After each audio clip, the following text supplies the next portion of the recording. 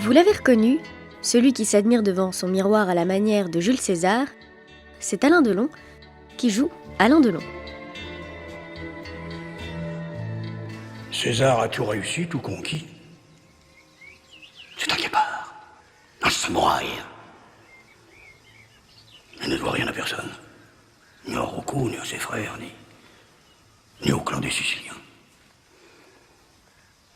César est de la race des seigneurs. En 60 ans de carrière, Alain Delon a attiré en salle plus de 135 millions de spectateurs en 90 films. 90 films dans lesquels il incarne à peu de choses près le même personnage, le sien. Mais alors, Alain Delon a-t-il fini par s'enfermer dans le personnage d'Alain Delon ? Au fil de ses rôles, Delon s'est façonné un personnage, comme Lino Ventura, le bagarreur au grand cœur, ou Jean Gabin, qui marque la deuxième partie de sa carrière par un personnage d'ancien, taciturne et bourru. Je pense que quand on mettra les cons sur orbite, t'as pas fini de tourner. Delon, lui, modèle l'image d'un homme froid, autoritaire, distant et peu bavard. Et il y a une raison à ça. En 1957, Delon a 22 ans, quand Yves Allégret, le premier réalisateur à le faire tourner, lui donne un conseil déterminant. Il m'a dit « Alain, je ne veux pas que tu joues, je veux que tu sois toi. C'est-à-dire que tu parles comme tu parles, que tu regardes comme tu regardes, que tu bouges comme tu bouges. N'essaie pas d'être qui que soit toi. » Et c'est ce que j'ai fait dans mon premier film, et ça ne s'est jamais arrêté. En suivant ce conseil, l'acteur enchaîne les films et surtout les succès. Pendant les années 60, sa carrière est au plus haut. Le Guépard, La Tulipe Noire et Les Aventuriers passent tous la barre des 3 millions d'entrées.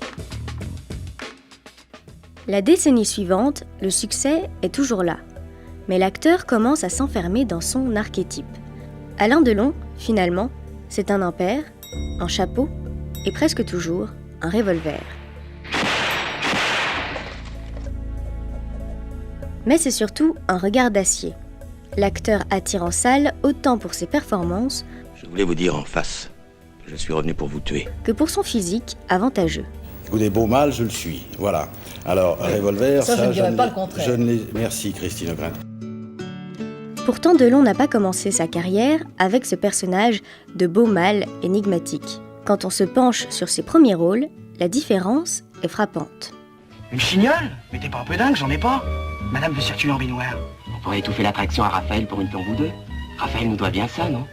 Correct. Bougez pas, je traverse le mur du son et j'arrive. À tout de suite. Passé les années 70, l'acteur ne sort plus de sa zone de confort. Parfois flic, parfois voyou, mais toujours Delon. Même lorsque l'acteur s'essaye à la chanson, il reste fidèle à son image. Blanc et noir, extérieur, nuit zoom sur la Jaguar. Comme au cinéma, mise au point sur moi. Et puis il y a ce fameux tic verbal. C'est un risque effectivement pour le producteur Delon, c'est pas un risque pour l'acteur Alain Delon. On a tendance à dire que Delon rit quand il se brûle. Il va chercher chez Delon des choses que lui-même ne connaît pas. Delon peut faire, Delon se dirige lui-même. Un Delon inhabituel, un Delon voire insolite. On va encore dire je parle à la troisième personne, c'est vrai. Une manie qu'il attrape au début des années 80 et qui commence à lui donner des allures de mégalomane. Pour faire cesser les moqueries, il tente à plusieurs reprises de s'expliquer. J'avais plusieurs casquettes. Bon, et je parlais, lorsque j'étais producteur et metteur en scène, je parlais de l'acteur Delon que j'avais engagé. Et je dis, on va demander à Delon de faire ça, puis il le fera bien, vas-y, j'en dis. Et c'est parti, évidemment, ça a été tourné en dérision, en ridicule. Et maintenant, ça permet, d'une certaine façon, et dans un certain domaine, aux Guignols d'exister un petit peu avec moi. Dans les années 90, les Guignols atteignent entre 10 et 14% de part d'audience. Très suivie, l'émission participe grandement à écorner l'image de l'acteur. Pour ma toilette, j'utilise Alain Delon.